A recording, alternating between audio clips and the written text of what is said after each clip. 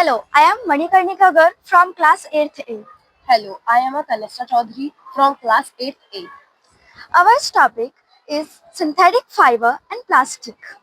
सबसे पहले तो ये देख लेते हैं कि जो हम कपड़े पहन रहे हैं वो बनते किससे हैं। तो हमारे कपड़े पहनने वाली सबसे छोटी इकाई होती है हमारा फाइबर। जब हम उस फाइबर को थ्रेड में कन्वर्ट करते हैं, फिर थ्रेड से हम यार्न में बनाते हैं, यानी कि यार्न उसे कहते हैं जब हम उस थ्रेड को किसी चीज में लपेट कर गुल्ले टाइप से बना देते हैं।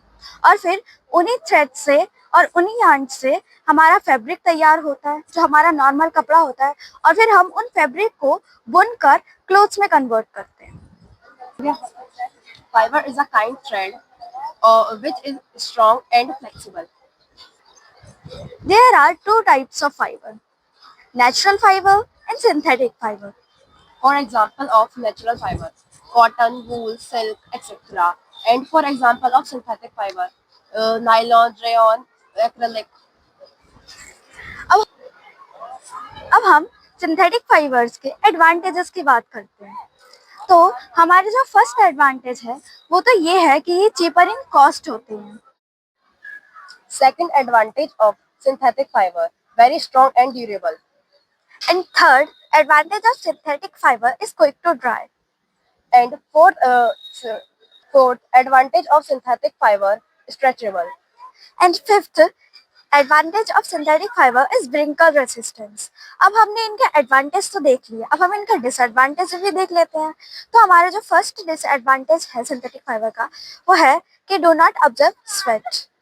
Second disadvantage of synthetic fiber, melt and burn easily. And third disadvantage of synthetic fiber is non-biodegradable. And fourth disadvantage of synthetic fiber, catch fire very fast. And fifth disadvantage of synthetic fiber is cause skin infections.